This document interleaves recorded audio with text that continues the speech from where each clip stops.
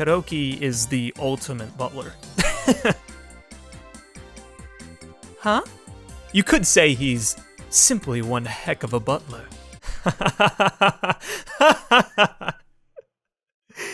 Oh, she's a slob. This is not a box. Oh, dude! This is not a pipe thing, isn't it?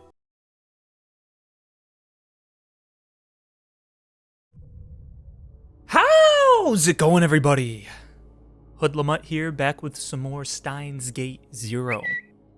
And last time, we blackmailed Mr. Braun into protecting Kagari along with his own daughter when we told him that we knew that he was FB and very much assured ourselves that he was still part of CERN in the Beta World line.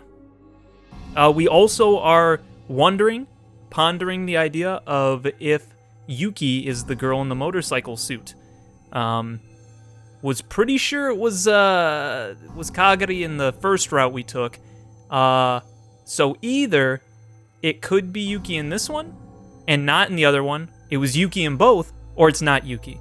Because we're thinking it's Yuki because when Suzuha hit her arm, the motorcycle girl's arm, we found that Yuki on the same arm was having some pretty hefty amount of pain.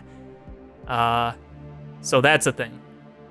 And pretty much lastly, we were looking into like Mozart, like music sheet stuff, I guess, because one of the guys that intruded on us used that as a code word or something, and we found that since it was hooked to Wolfgang Amadeus, we started to figure out maybe this has something to do with the Amadeus program and whatnot. So then we time-leapt again, not on our own volition. We just changed world lines. We have no idea how it's happening. It just happened, and so we're just waking up from that now. So let's just see where this takes us. Oh, man. The sense of dizziness that I'd experienced so many times before slowly faded. I was standing in the middle of the room, holding my phone. There was no question. That was reading Steiner. The world line had changed. But why? What was the cause? Was it that message from Amadeus? No. I could worry about the cause later. For now, I needed to know what was going on. I looked around the lab. The place hadn't seemed to change much, but several people were missing. The missing ones were Kade, Fubuki, and Fadis. Daru was sitting in front of his PC like always. And Mayuri was in the kitchen making instant coffee. Oh, hello? Oh, you weren't here. She handed the steaming hot coffee to Maho, who was sitting on the sofa. Maho, have some coffee. It'll calm you down. Thanks, I'll take it.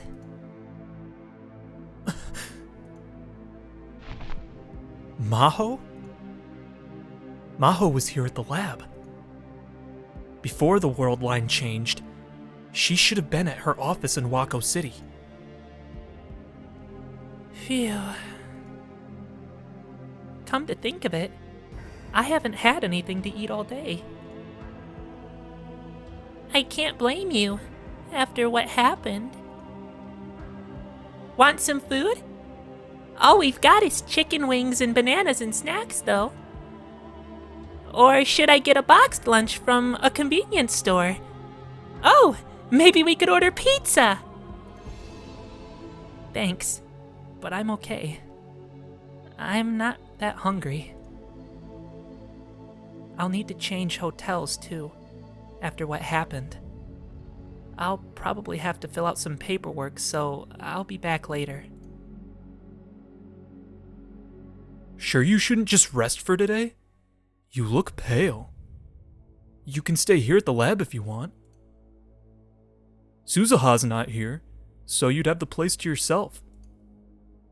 I listened for a while, but all I learned was that something bad had happened to Maho, and she was staying here for a while. Did it have something to do with Amadeus being taken over? Hyajo, what happened? Maho, Daru, and Mayuri all seemed stunned at the question. What do you mean, what happened? Oh, I'm just, having trouble taking it all in. What happened to Amadeus? Did you get the connection back online? I tried asking, but Maho just frowned, as if she didn't know how to answer. Did that mean that Amadeus wasn't taken over at all in this world line? Huh? Someone had sent me a message on Rhine. Aw, come on, Okabe. There's nobody in the Wako City office right now. For real. Oh, he must have sent her to investigate or something. Moeka Karyu? Why would she be sending me a Rhine? Yes. What? I screamed when I realized that Moeka was right behind me. Where did you come from?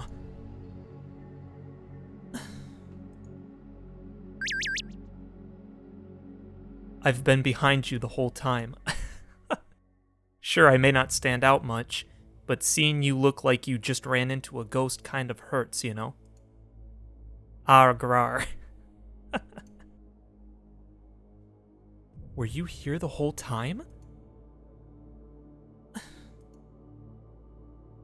Yes. Did that mean I'd told Moeka she could come into the lab? What was going on here?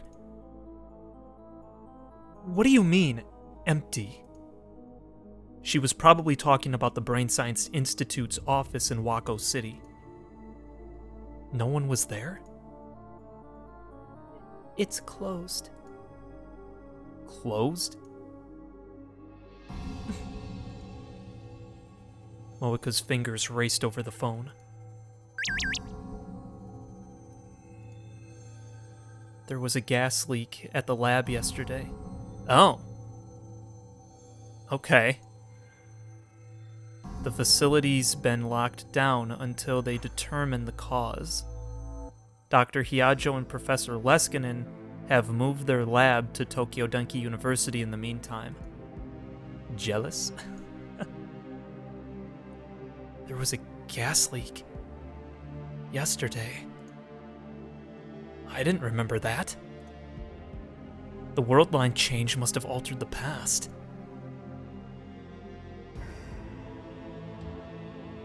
So, Hyajo came here? I just told you, remember? That's part of it, but someone ransacked my hotel room this morning. So Moeka told me how to contact you. Did you forget? I'm glad you were okay. Did you run into the thief? No, I was lucky. You could say it's thanks to Kiryu. That was the only bit of luck we had. So that's how? I kind of understood how Maho had arrived here.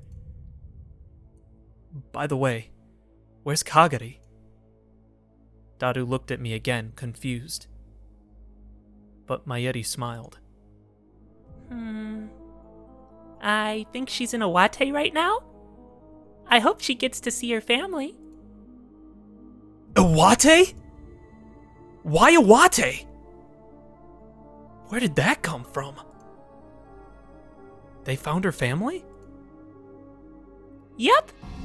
So Luca and Luca's dad and Suzu all went to see them.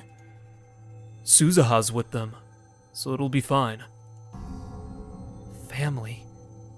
Iwate? Things had changed more than I'd imagined. If Kagari was in Iwate, that meant that we hadn't been attacked last night too. So instead of attacking Kagari, they hit Maho's hotel room? This was getting confusing. I knew it would make her think I was a weirdo, but I had Maho explain to me what happened once more.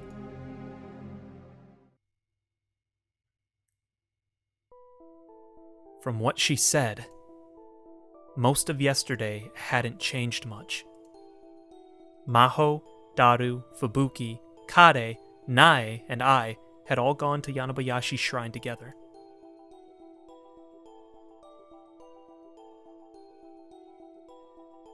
Lukako, Mayuri, Kagari, Suzuha, and Faris were all helping at the shrine in their priestess outfits. That fit with what I remembered. After that, we went to Lukako's house and had a small New Year's party. Okay, that's different. And then Lukako's father shared some surprising news with us. He'd found out that someone who might have been a relative of Kagari's lived in Iwate. Everyone was excited, because if they found a relative, it might be the key to getting Kagari's memories back. So, early this morning, Lukako and Suzuha went with them to Iwate. Okay. Meanwhile, Maho had gotten a call from Dr. Leskinen on her way back from the party. That's when he told her about the gas leak at the office in Wako City. One of the pipes on another floor had some sort of a problem, and a small amount of poisonous gas had leaked out into the air. They didn't know what the cause was right now. Until they knew the cause, they decided to shut down the office for safety reasons. Depending on what they found, it could take anywhere from a week to a month to resolve the issue.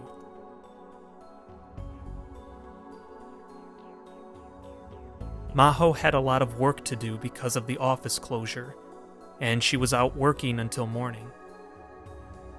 Then she went back to the hotel and slept until she was woken up by a call around 10 a.m. "A Miss Kiryu is here to see you in the lobby, ma'am." That's right. I had that interview today. But I thought she was going to call my phone. The battery's dead. After all the chaos last night, I must have forgotten to charge it when I got back to the hotel. She'd fallen asleep without even changing clothes. She rubbed her sleepy eyes and left the room, wearing the same outfit she'd had on last night. She'd grabbed her bag, which held a bunch of her documents and her computer, since she thought she'd need it for the interview. In the end, that was what saved her.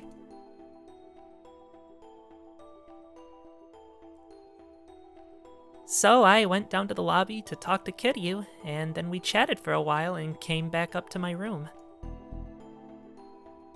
There were so many people in the lobby that I didn't think I could conduct a good interview. And when I got inside, in those few minutes, someone had broken in and ransacked my room. They'd even ripped the bed and pillows open with a knife, so the whole room was covered with cotton. I'm no good, huh? I was too panicked to do anything. Afterward, I called the front desk and then the police. After the police got done with their questioning, Dr. Hiajo still hadn't calmed down, so I decided to message you and have her rest at the lab. Was anything stolen? The cops asked, so I checked, but I couldn't find anything. My wallet was in my bag, and she wasn't out of the room for long. That's right, so maybe the thief couldn't stay long. Knowing you, they'd probably be more interested in your research data than your money, right? I don't have to worry about that. All the data and papers are stored on the university server. Nothing's kept on the computer itself. What about the other thing? The other thing? That laptop and hard drive. I didn't need to tell her that I was talking about the ones that had belonged to Kudets. They're fine. Maho pointed to the bag sitting beside the sofa. They were still in my bag. I see. And even if someone had stolen them, they couldn't access them without the password. What do you think they were after?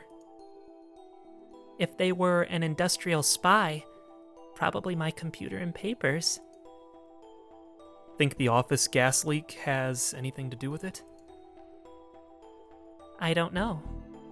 I couldn't say. Maho's smartphone rang. It was plugged in at the corner of the room, charging. Evidently, it had charged enough to turn back on.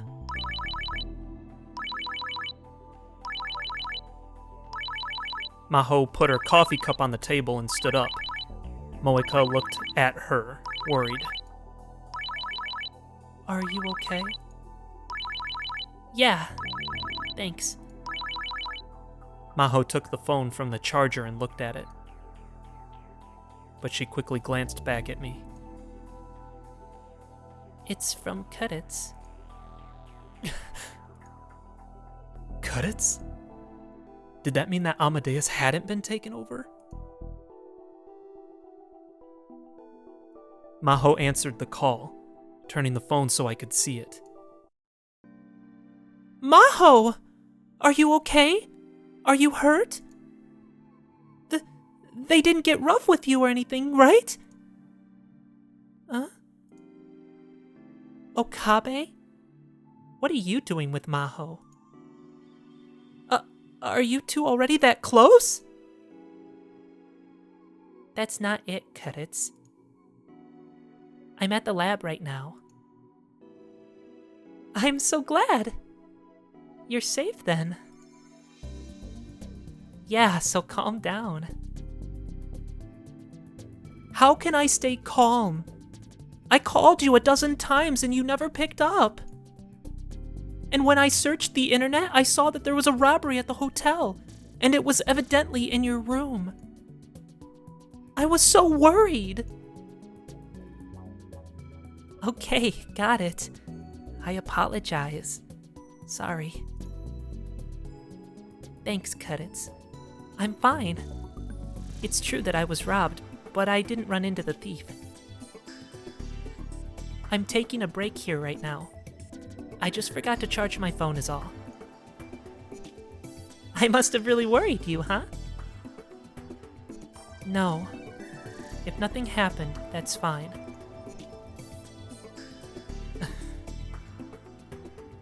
Kudits didn't seem to have changed at all.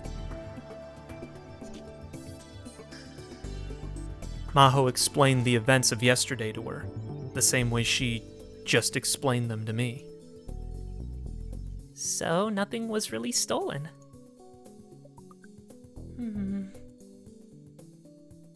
Kudits seemed to be lost in thought. What's wrong? So were they after the research data then? But they put a lot of effort into learning about Mahotan, right? They knew what hotel she was staying at, what room she was in, and they were able to hit it as soon as she left. Does it make sense that they knew all that and didn't know that there was no research data at the hotel? So maybe they were after the laptop in her bag. But the only people who should know about that are me, Maho, and Okabe.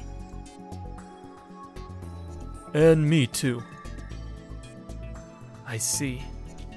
So unless the thief was Daru or I, there's no chance they were after the laptop.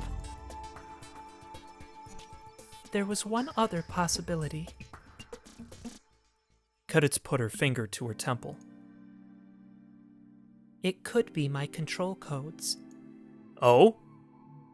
Control codes? Is that like the admin password? Not quite. I've told Okabe about this, I know. There's a space inside the Amadeus system that only I can access. Yeah. You called it a secret diary, basically. That's right. Any access to my systems, internal or external, gets logged in that diary. Let's say someone altered the system to allow them to take me over and control me. Even if they could do that, they couldn't mess with my secret diary, so I'd compare the two and realize that something had been changed, and then I'd restore it. Yeah, got it. And the key to open that secret diary is the control codes? That's right. The Amadeus system and data are all under Dr. Leskinen's control, but only one person in the world knows the control codes. And that's Maho. Oh. Okay. Interesting. Because in the one other world line, didn't something happen? Something happened to her, right? We're assuming she was like taken over. Something happened to her. But now she's not taken over in this world line, so did somebody prevent that? Or did they assure that it would happen somehow? Or, I don't know. That doesn't really make sense, so, huh. Is that true? Yeah, Kuditz is right. If they were after my research results, that's about the only thing that they could get their hands on. Was that stolen? Don't worry. Right, Maho? Yeah. The control codes aren't written down anywhere. Maho pointed to her temple, just as Kuditz had done. They only exist in my head. Oh, shoot, okay. So, interesting. So in the other route, though, in order to get to us, Leskinen, messed with her brain, right? So did he already have the control codes? Did it matter? Did he need the control codes if he had us? Why does that differ now? Huh. That seemed like a dangerous way to keep them stored, honestly. Yeah, same. I feel the same way. If the thief found that out, they'd come after Maho herself next. Not just that, but you could also just, forget. It's always a possibility, I guess. Still, this is bad news. You're right. They might be after the control codes. I can't leave Japan immediately, but I don't want to be attacked again. I don't know what to do, though. You can stay here at the lab until things calm down. Or do you want to come to Mayushi's house? Thanks, Mayuri. But I can't ask that of you. It hadn't happened in this world line, but I still found myself remembering the attack on Kagari. Neither Mayuri's house nor the lab seemed safe. Huh. So you all came to me, Nia? That's right. An hour later, we'd all gone to Faris's condo. We all talked about it a lot, and decided the best thing to do might be to have her stay at your condo for a few days. I don't know how to say this, but... Maho seemed hesitant, but Faris crossed her arms and nodded satisfied. You made the right choice, Nia. This condo's protected by the best security systems money can buy, Nia. And Kuroki's here too. Kuroki? The butler you just met at the door. He's a real butler. Yeah, but why does that matter? Kuroki is the ultimate butler. Huh? You could say he's simply one heck of a butler. What if, imagine... Imagine he's, as good as freaking Sebastian. Minus like the demonic powers or whatever. But like he's just a super like freaking good fighter, fights alongside Suzuha. Dude, let me have it. I want to see that. I'll pass on explaining any more than that. Honestly, I don't know the details myself. I didn't think it was a good idea to ask him either. He's just an amazing guy. That's all. It's not a problem for Faris at all, Nya. You can use the guest room in the back. You can stay for more than a few days, Maho Nyan. Just stay here as long as you're in Japan, Nya. Maho Nyan?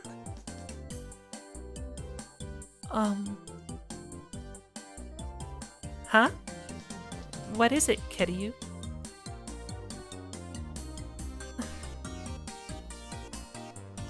Interview. I need to interview Dr. Hiacho. Oh, that's right. We were supposed to do that today. We can reschedule and meet at a coffee shop somewhere. You've got it, Nya! Huh? Moe Nyan can stay here too. Huh? Huh? Huh?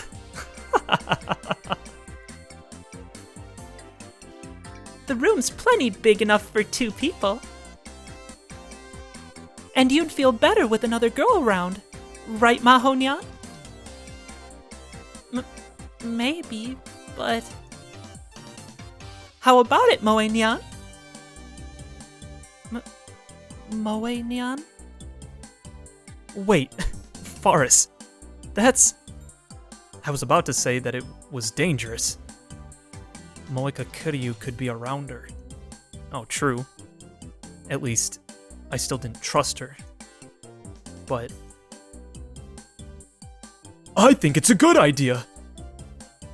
Kiryu, she does some dirty work herself, and she said she knows self-defense, right?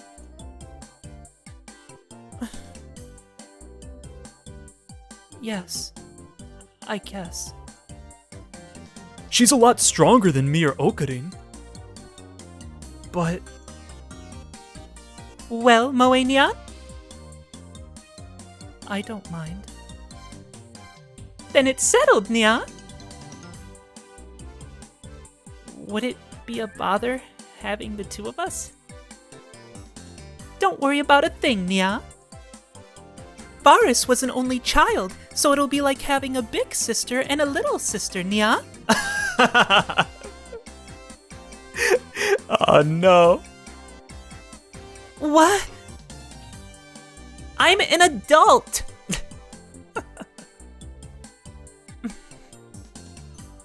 In the end, my opposition to it was completely ignored.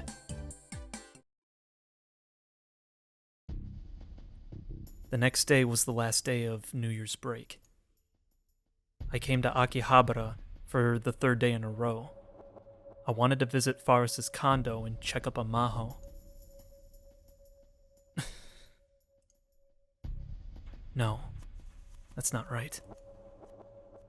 I'm here to check up on Moeka Kiryu. Maho and Moeka had ended up staying together yesterday, without anyone really thinking about it. Moeka would get to interview Maho, and Maho would feel better having someone around. So this was probably the best option. But I knew something about Moeka that no one else did.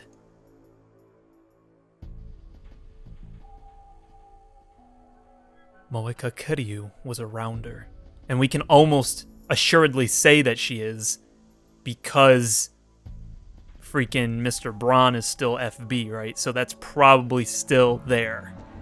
So that's probably a sure thing that she's around her. But she won't attack or do anything like wrong to us unless she's ordered to. So, we do have that, at least. It's still kind of weird how she's our friend in this particular world line, though. It's like she has a strange connection to us this time around versus like the first game where we like ran into her, kind of created a pseudo friendship, even though I was always kind of against it. But Yeah, it's very strange. She didn't know self-defense. She knew how to kill someone if she needed to. But who would she try to kill? In this world line, I wasn't looking for the IBM 5100 or making a time machine. The Rounders were probably ignoring us. And see, if she takes orders from FB as insistently as she did in the first game, Mr. Braun seemingly wasn't after, Kagari wasn't after, Maho, because neither of them, well, Kagari was there, but Maho wasn't there, and he acted like having Kagari get attacked wasn't him. Like, he was acting like, because he came in and protected them, right? Because Nai was there. He wouldn't have had Nai there. So, I guess she's sort of safe with Moeka, but, like, if anything changes, and it is a CERN thing, and, like, FB gets the order and gives it to Moeka, screwed. Absolutely screwed. Maho's just done for. So, yeah, that kind of sucks.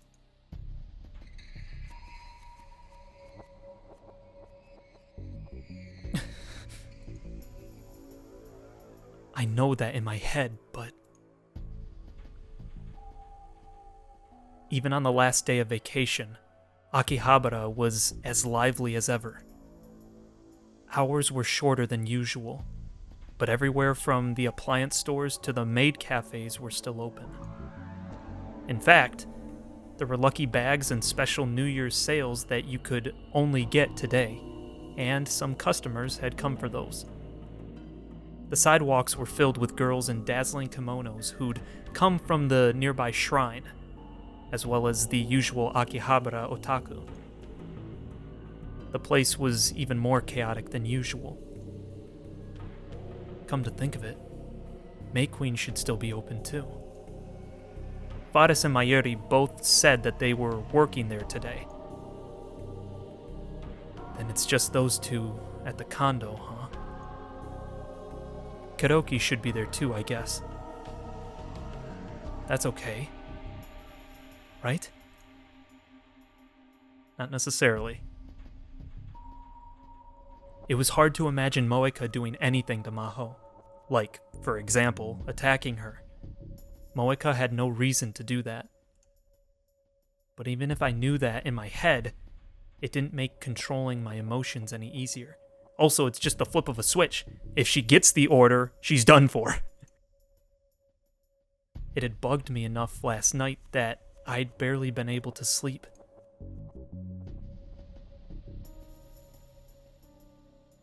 If I saw the two of them living together without any kind of problem, maybe I'd feel better. I hurried to Faris's condo.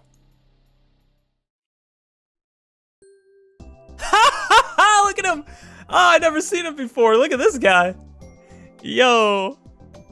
Awesome. Welcome, Master Okabe. Karoki the butler welcomed me. He was the ultimate butler, who'd taken care of Faris after her parents died and left her all alone. Wait, she doesn't have a mom either? I thought just her dad died. Oh, her mom died too? When did her mom die? Hello? He still helped her in her work and was one of the few people that she trusted completely. I'm sorry, sir. The mistress is out at the moment. Oh, yeah. I know. I came to see Hiajo. The two of them are in the guest room. Please come in. Thank you. Let me know if you need anything, sir. Karoki spun around 180 degrees with the same trained and effortless movement as always, then went to take the shortest path back to his room. Oh dear. He must have tripped because he staggered slightly and stopped. My apologies, sir.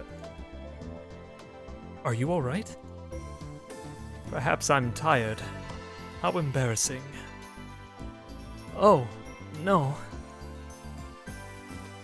I'll be fine once I get a little rest. Excuse me. That's interesting. He's supposed to be the ultimate butler, right? Is that like a foreshadow? His expression didn't change, but the tone of Karoki's voice was slightly embarrassed as he headed for his room. That's rare. Yeah, that's what I thought. Okay. Something's up. He's usually so robotic. I can't believe I just saw him stagger in front of a guest. He said he was tired. Has something been stressing him out? No. For now, I needed to worry about Maho. No, something's up with him. Something happened. Was he poisoned? Hiajo? You here? Okabe? Come in. What the heck? I was stunned as I came into the room.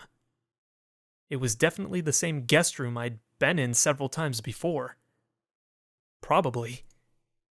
But everything about it had changed.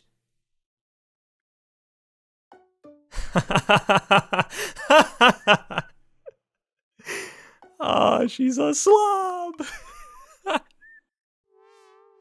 First, the bed was gone and had been replaced by a big desk and a low Japanese table. Maho was sitting at the desk, glaring at a 16-inch laptop as she sipped coffee from a mug. There was a small laptop on the low table, and Moeka was kneeling directly on the carpet in front of it, legs splayed, tapping away at the keyboard. Behind them was a steel bookshelf, and I could see English language journals and fashion magazines sticking out of it. Until yesterday, this had been a guest room. In less than a day, it had been transformed into Maho and Moeka's workspace. I'm almost done. Can you sit over there? Maho put down the coffee cup without looking away from the screen, which was filled with complicated and constantly changing 3D graphs. Moeka tapped at the keys silently, without even bothering to look up at me. What the heck is going on here? Did the world line change again? I quickly covered my mouth with my hand, but the two of them were so engrossed in their work they didn't respond at all. And there we go. Once she hit a stopping point, Maho spun around in her chair to face me. Hello, Okabe. She didn't seem to think anything was out of the ordinary. Did you come to see how I was doing? That's nice of you. Yeah. Sorry to have you come all this way, but I have to do Moeka's interview right now. How many interviews do you have to do? Holy crap, you were supposed to do that forever ago. You're supposed to do it at the hotel, then you were supposed to do it yesterday, and now you have to do it now. How many interviews do you have to do? That's fine, but can you explain how this room got wrecked? Wrecked? I think it's quite a nice environment. It wasn't this much of a mess yesterday. Maho seemed confused for a moment, but finally seemed to understand what I was saying. It's dangerous to go walking around, so I have to do my research here, right? So I reorganized things to make it easier to work. Reorganized? This went far beyond what I'd call reorganization. Neither Daru nor I were very good at cleaning, but we weren't this bad. Did you get all this together yourself? That's right. Kiryu said she'd write her article here, so we came up with a list of all the furniture and materials we'd need. Right?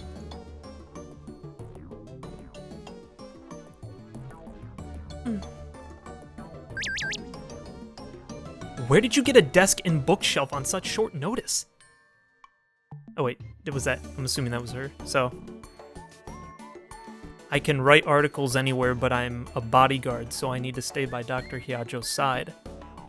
Why are you a bodyguard, though? Like, why did you just accept this? You don't, like, she doesn't super know us in this world line, does she? Oh, no, you know what? I keep forgetting. So we're technically still on the beta world line. We're just on a variant of it. So technically, we did meet her and do all the stuff that we've done from the first game. We just probably had like a separation where she wasn't around for a while. Yeah, I don't know why that wasn't coming to my mind, but that totally makes sense. Okay.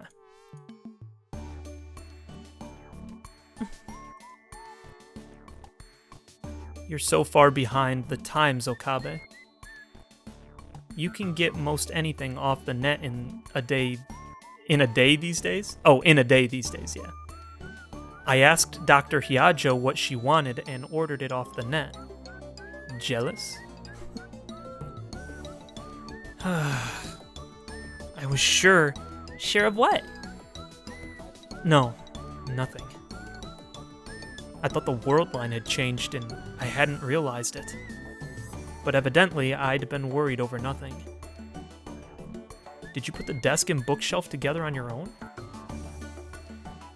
We asked the butler. He's really amazing. Oh, so that's why he was tired. That explained a lot. But just hearing all of this had exhausted me. I found a place to sit down and... Oops.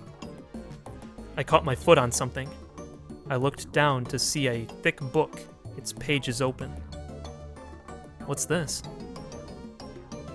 Leave that there, 'cause I'm going to read it later. Make sure you don't turn any pages. Later?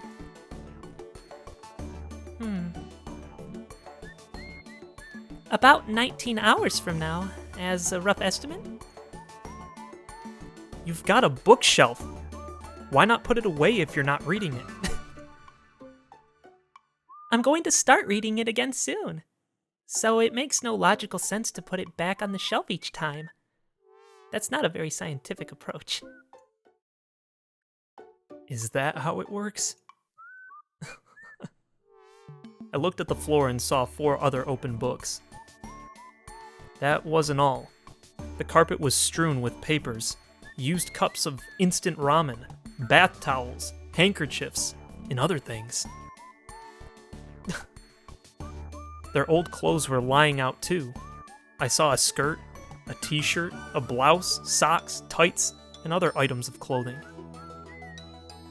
It was a lot like when I'd visited Moeka's house in the other world line, before all this. Evidently neither Moeka nor Maho were the type to worry about keeping things clean. They're the dirty duo. They're the dirty duo. Together they shall never clean a thing in their life and get all their work done. There was enough space around the low table to move, but there was enough junk around where Moeka was sitting that it would be impossible to sit next to her. Can I move anything that's not a book or paper? Go ahead. Okay. Since they'd given their permission, I leaned over to pick up a pink towel. Huh? It wasn't a towel. It was a pink bra. How do you get those two mixed up? How? They are uniquely shaped different. Uniquely. And also uniquely different sizes.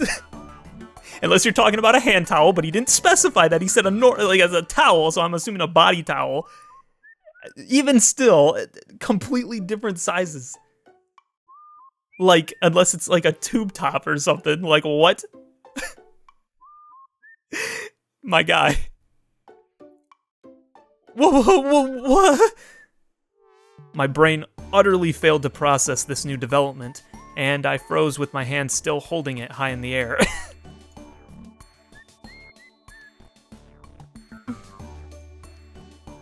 Moeka was looking up at me blankly. No, this is... well...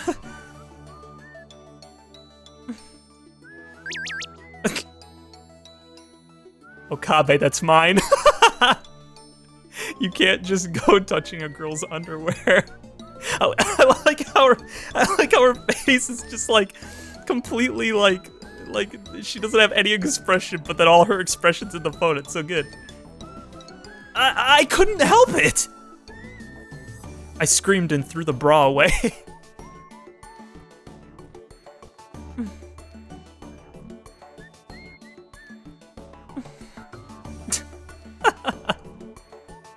Moeka glanced downwards.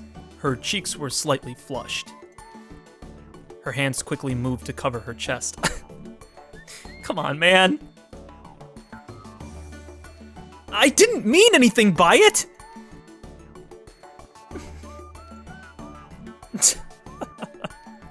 I tried as best as I could to get it out of my mind, then found a space in the corner that was still relatively clean and sat down. Drinks are self-service. The fridge is over there. There was a round pink fridge in the corner, with plastic cups on top. Dude, they pinkified everything. I guess the one was her bras, never mind.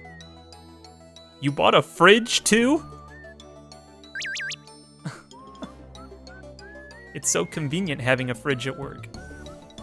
You don't have to leave to go get drinks, so the only time you have to leave the room is to go to the bathroom.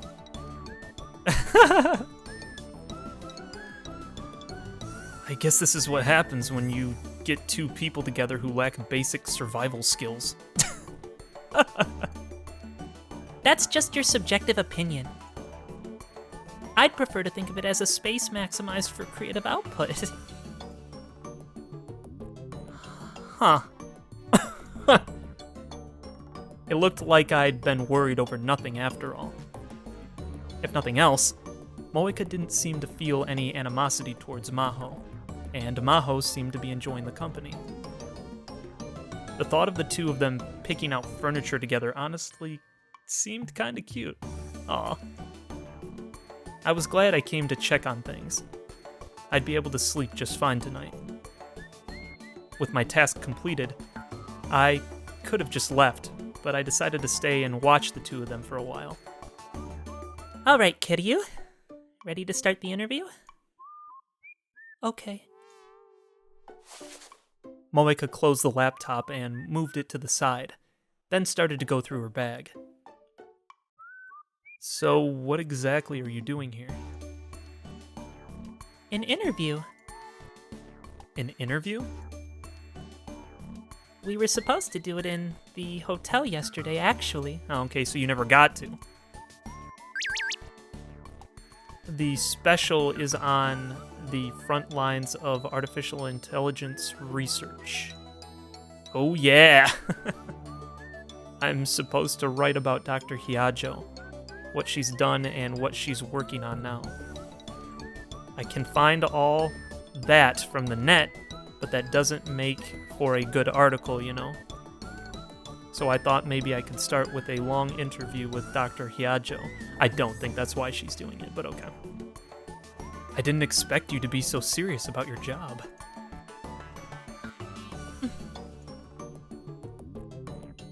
I like to write. In the Alpha World line, Moeka's job was just a cover to hide her work as a rounder. And even then, she'd been fired for incompetence, as I recalled. But in this world line, she seemed to be a hard worker. Interesting. Was she actually working as a rounder? She's done so much for me, so the least I could do is help her with her work, I think. It would be good for me if more people learned about artificial intelligence, too. You ready, Kiryu? Yeah. Moeka nodded, and the interview began. Or, it didn't, actually.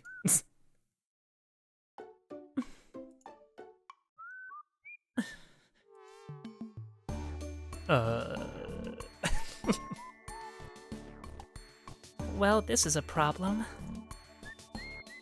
I knew Kiryu wasn't the talkative type, but I didn't think it was this bad.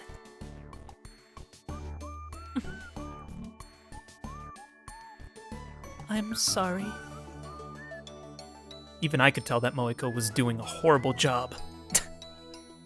It wasn't even an interview. Instead of asking questions, Moika just sat there with a memo pad and a ball pen in her hands, completely unmoving. She looked like she was about to cry. Maho and I tried our best to help move things along, but it didn't work. What should we do? Try again another day? My deadline is... My schedule's really tight. I see. Then we should finish it today. But I don't think we can turn you into an extrovert right away. I'm sorry. Moika apologized in a soft, thin voice. She still looked like she could cry in frustration at any moment. Oh, no. Don't get the wrong idea. I'm not blaming you. That was just the prep work. I'm listing the conditions we need to examine in order to solve the problem. The problem? Yes. We want to complete the interview. That's the problem.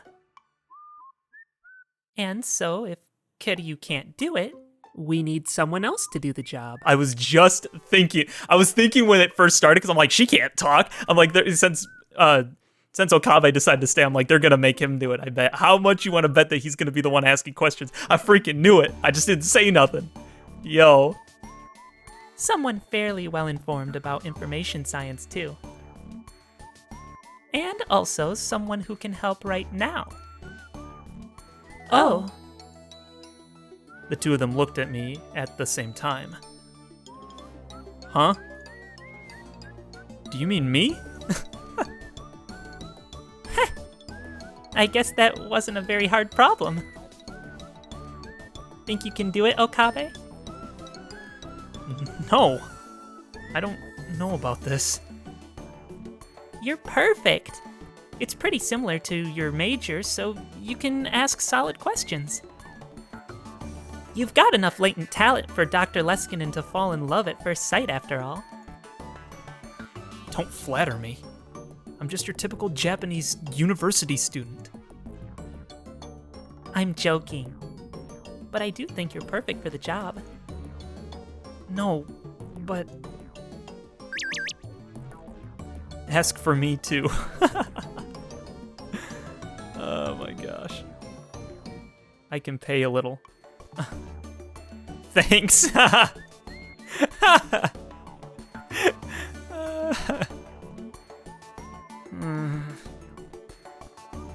An interview, huh? If that would give me an opportunity to observe how they lived, and also get me some pay, it wasn't a bad idea.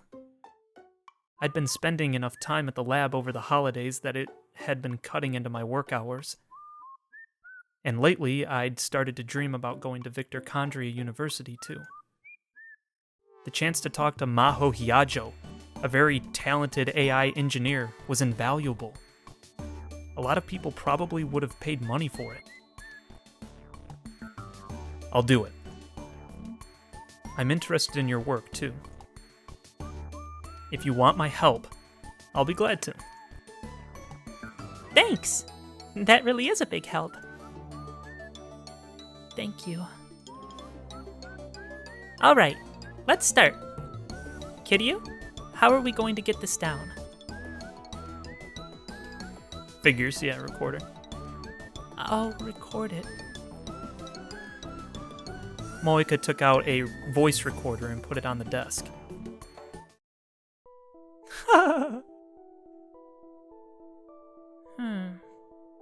I can take the lead, right? Yes. Talk freely. I'll edit it later. What should I ask?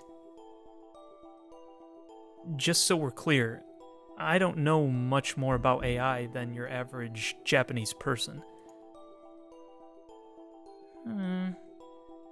I can just talk about whatever occurs to me, but why don't we make it a discussion format? That would be more interesting, I'm sure. The second she said those words, my mind filled with memories of the past. Aw. Well, sure. A discussion format would make things more interesting.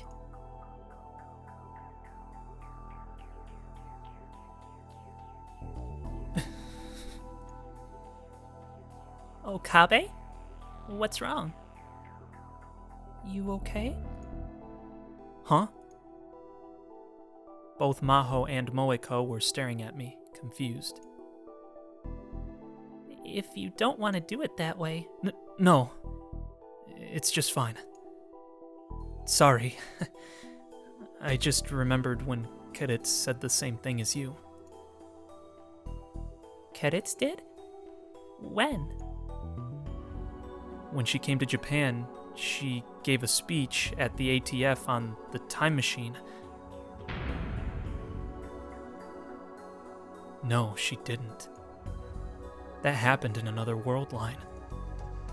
In this world line, Keritz died before she ever gave that lecture on the time machine, or came to the lab. No, I must have been mistaken.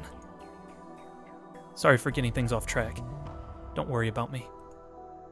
Yeah? I guess that's okay.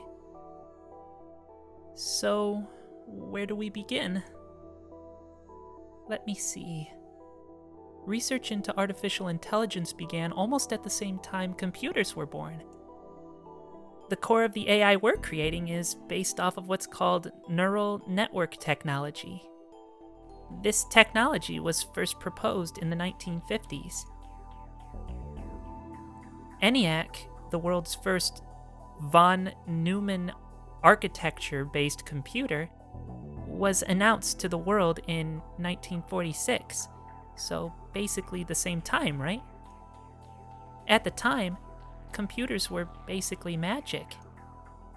Once the program was done, it would automatically solve any problem for you, no matter how complicated. Well, that's still true today. So scientists at the time decided that if they wrote a program that was even more amazing, it could solve even more problems. They felt that the ultimate evolution of the computer would be one that could think and learn like a human. But unfortunately, they were unsuccessful. Even now in the 21st century, we've been unsuccessful in creating an AI with general-purpose intelligence like a human. Of course, it's not like we've been sitting on our butts and doing nothing. It's the exact opposite. We failed to create the ultimate artificial intelligence, but we've succeeded in bringing all kinds of benefits to the field of information science. For example, OCR technology, which scans an image and reads the letters on it, is similar to the method that humans use to recognize letters. I've heard some rumors that before long, smartphones are going to have voice recognition built into them too. Yeah, they do. That was also a field of study in AI research. But even 60 years after the field got its start, no one succeeded in creating an artificial intelligence that has the comprehensive capabilities of a human. Except for Amadeus, of course. Why did no one succeed? I suppose the simplest way to say it would be that we don't know how the brain works. Maho tapped her temple with her index finger. There's still a lot about the brain we don't know. How can a biocomputer made of just 100 billion neurons possess such power? How is it capable of recording and instantly accessing such a huge volume of information? Why is it capable of things like insight, where two seemingly unconnected events are put together? I could come up with all kinds of examples.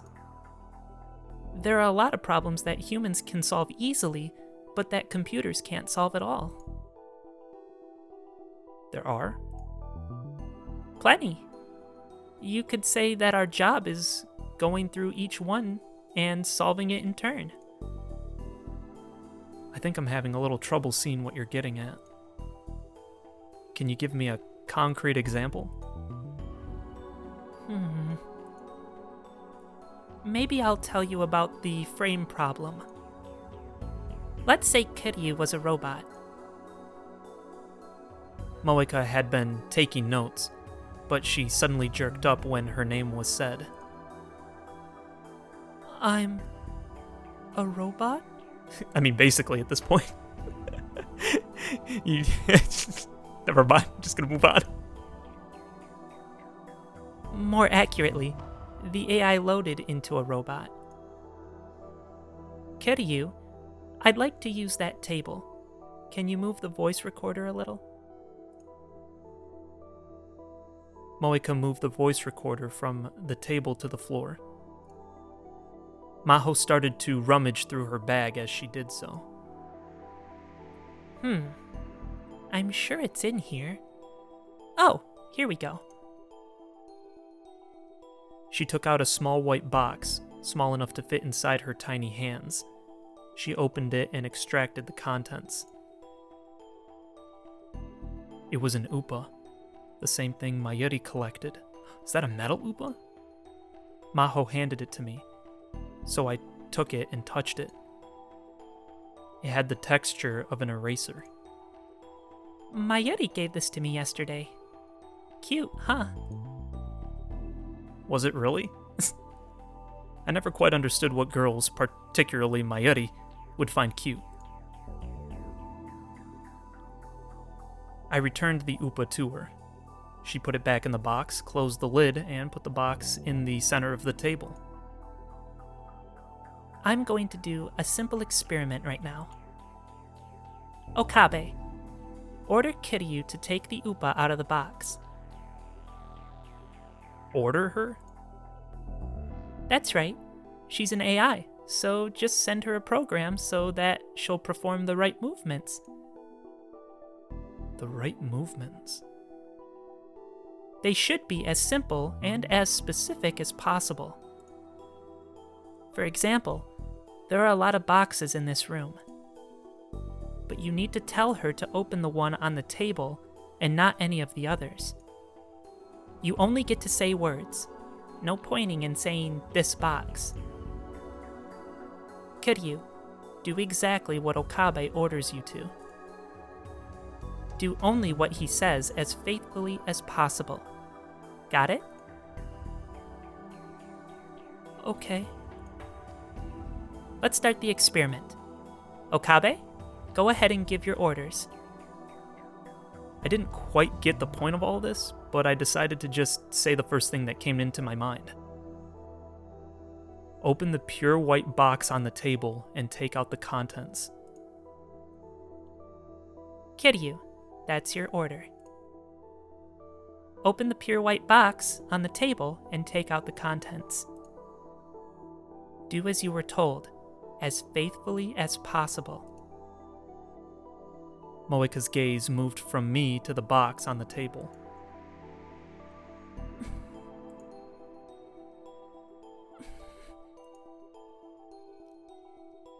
I can't. Huh? You just have to open the box, right? I pointed to the box in the center of the table, uncertain as to what was going on. Moeka just looked back at me, clearly upset. Maho nodded, satisfied. She can't help it. Look. Maho picked the box up and showed me the other side.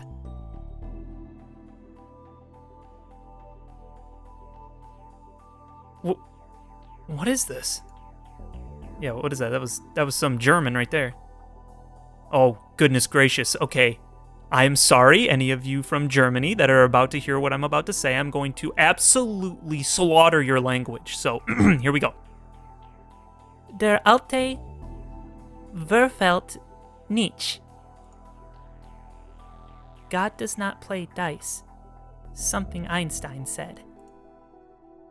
Kiryu couldn't open the box because of this, right? That's right. Huh? It is? Why? What about those words means you couldn't follow the instructions?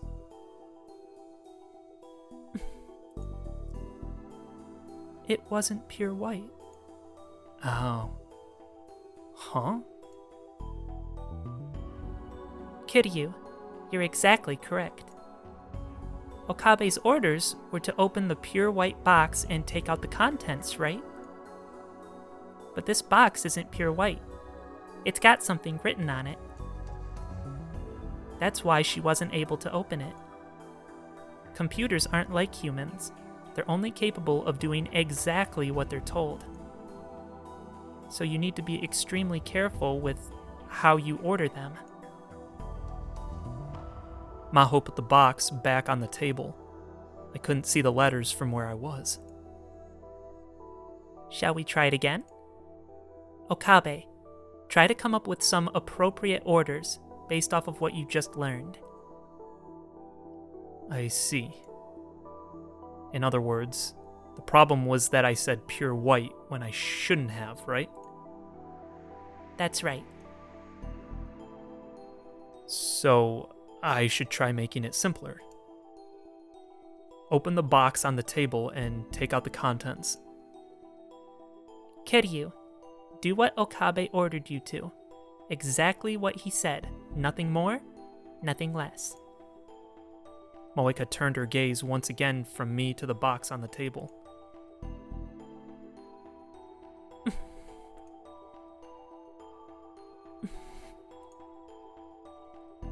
I can't do it. Now what's the problem? Moeka's brow wrinkled a little as she pointed at the box on the table. This isn't a box. Huh?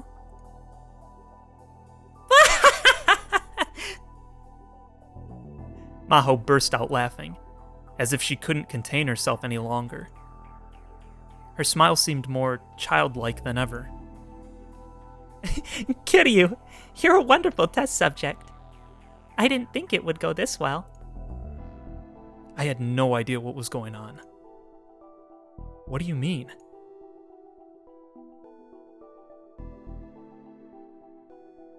Oh, it's a rectangle. Oh, what? Maho turned the box around and explained the trick to me. This is not a box. Oh, dude! This is not a pipe thing, isn't it? Oh my gosh, or is it literally just... Okay, maybe it's not. I got a little hype there.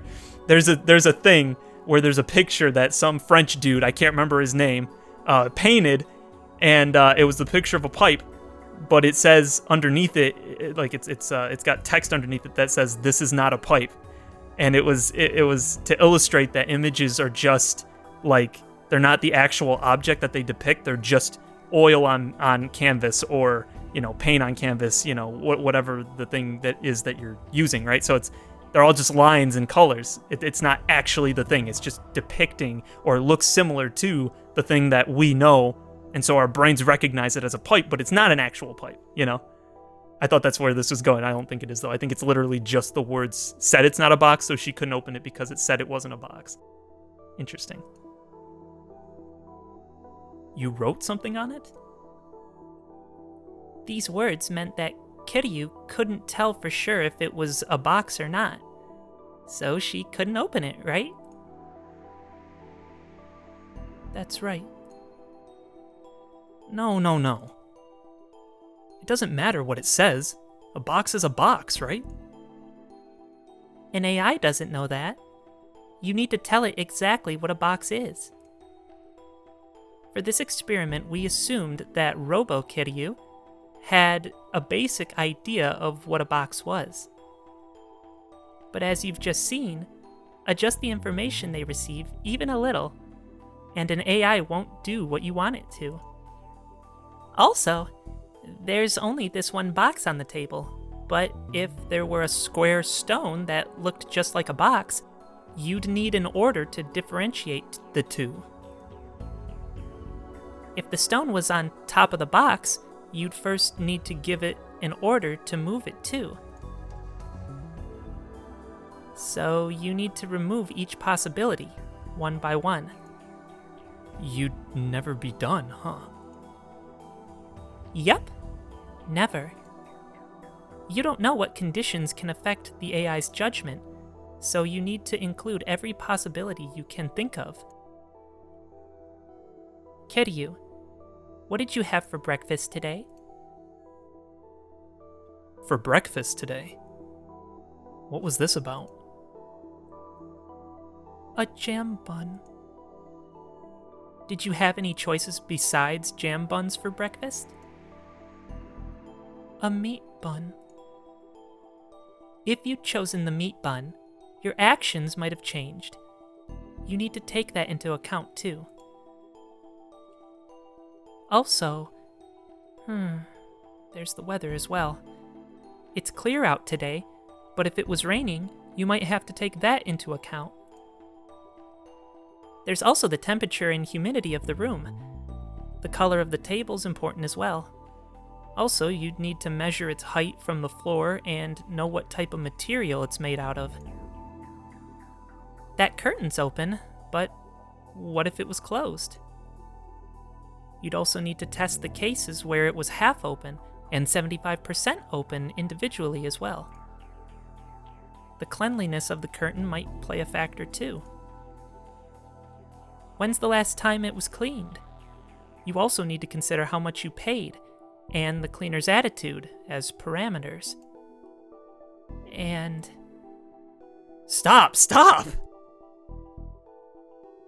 I had to stop her before she went any further. There's no way this morning's breakfast could influence whether or not she picks a box up off a table, let alone how clean the curtain is. So couldn't you just take them off the list? Maho's eyes began to shine. That's it! That's exactly right! Huh? You're exactly right, Okabe. Breakfast and the weather have nothing to do with opening a box. Then... But how did you know that? Huh?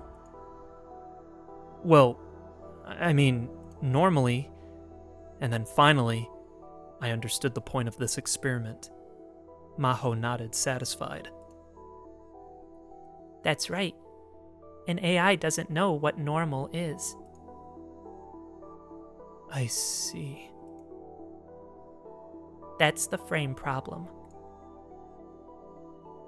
An AI needs to consider an endless number of attached conditions to know how to execute an order. Unless you taught it what normal was, right? Could you, it seems like you could create a, personality program, if you will, that, tells the AI, this is what normal is, so, adjust your parameters based off of this, right? So, if it was a robot, it'd be like, oh, outside it is raining, so I know that if I go out in the rain, I'm going to get wet, which could hurt my circuitry, so I need an umbrella, which means I have to go find the umbrella for this particular occasion. That's just one step, obviously. Obviously, she's saying there's a 50 billion other things, but it seems like you could make a program to teach what normal was, right?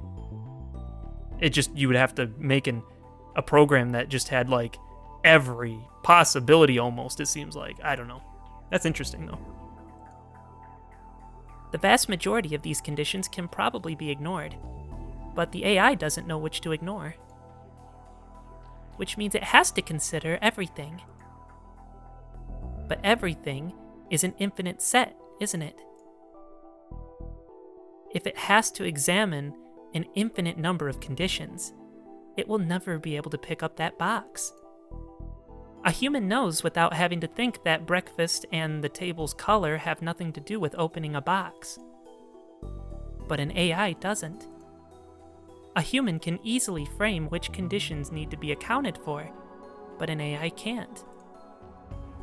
So that's the frame problem. I see. Interesting. Isn't it? But why are humans able to create a frame? We have no idea. It's been one of the mysteries of the AI field for 60 years. One of the goals of the Amadeus project is solving the frame problem. When you look at Kedits, it may feel like she solved it. But we don't know how. In fact, neither does she.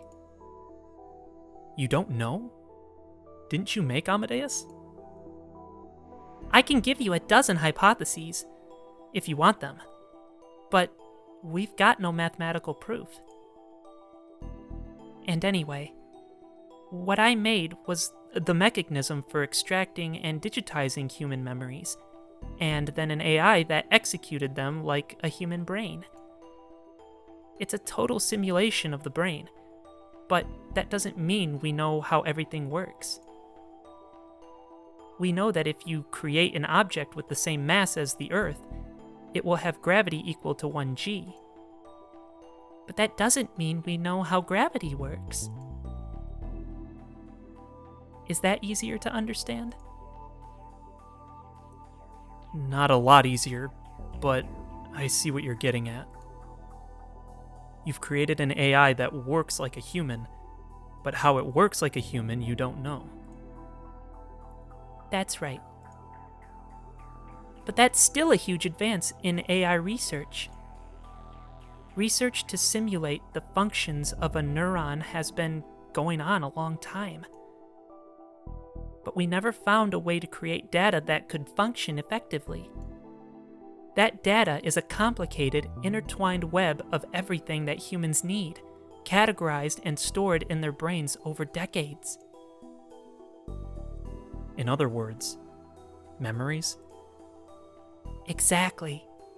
The structure of memories has been a mystery for a long time. But thanks to Kedits' research, we were able to extract an entire set of memories and digitize them. We still don't know how the data itself is stored, but we know how to use it now. And that's Amadeus. Yes, that's right. This happens a lot in AI research. But someday, I'm going to find out what human intelligence really is. And then, Kedits, I'll finally... Maho suddenly fell silent in the middle of her sentence. What's wrong? Nothing. Is there anything else you want to know? It doesn't have to be about the frame problem. There was a lot I wanted to ask, but it felt like we had more than enough for Moeka's article. I looked at Moeka, who hesitated a second before speaking.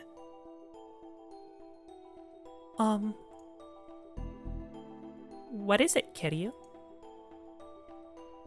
Is it possible for artificial intelligence to surpass human capabilities? That's an interesting question. In terms of knowledge, Amadeus probably surpasses anyone in this room. She has Kedits' memories after all. There was no matching the knowledge of a genius. I'd gone up against Kedits any number of times and learned that the hard way. But that's just comparing her to us. The memories for Kedits come from Kedits herself. In other words, they're human memories. We'd probably need to think about whether this can truly be considered surpassing a human's capabilities. But it won't be long before we've got an AI that does more than a human can, I think. Scientists have been saying for a while that by 2050, AIs will surpass humanity. That's scary. They call it the singularity point, you see.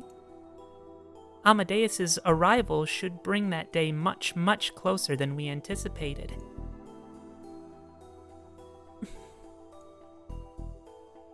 Thank you. You're welcome. That's the one question she asked. I want to know why she asked that. If it could surpass human capabilities. Interesting. Is she working for Leskinen, maybe? No, it doesn't make sense. What? What would she need from her that she would say that? Are they trying to like turn people into soldiers like we had hypothesized in one other route? I don't know. A machine that's better than a human, huh? It seems like something out of a movie. Is that possible? Huh. It's hard to believe I'm hearing that from an engineering student. You can't fly like an airplane, can you? And you can't run faster than a bullet train, or do math as fast as a cheap calculator. Even right now, the abilities of a machine far exceed those of a human. Nobody can say that the brain will be the only exception. There is no miraculous mechanism in this world that science can't explain. Don't know about that, but I don't know. I mean, it's hard to say when we haven't figured it out yet, right? I feel like it's just a bit prideful to say that you can figure out just about everything, but I don't know. Because on one hand, I feel like you could. On another hand, I feel like there's some things that they're called miracles for a reason, right? It's because it's miraculous, because it doesn't line up with physics. It doesn't line up with what makes sense. It doesn't line up with common sense and reason. It actually defies those things for no particular reason other than being a miracle, like from God, let's say. You know what I mean? So I don't know. It's all physical phenomena, you see. Once you know the underlying principles, you can recreate it artificially. My job is to solve the riddles we don't have answers for and make a true AI. How does that work for an interview, Kiryu?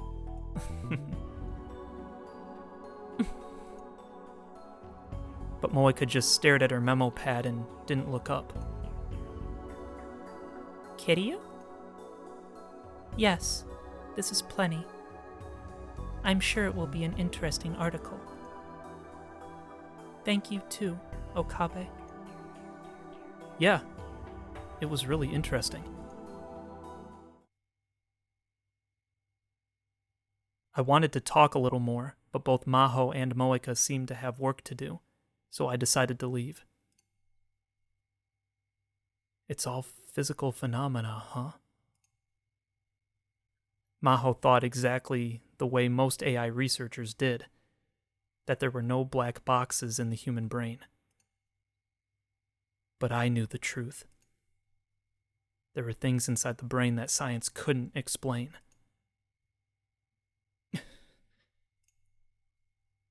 Just what the heck is reading Steiner anyway? Was it ever going to be scientifically explained?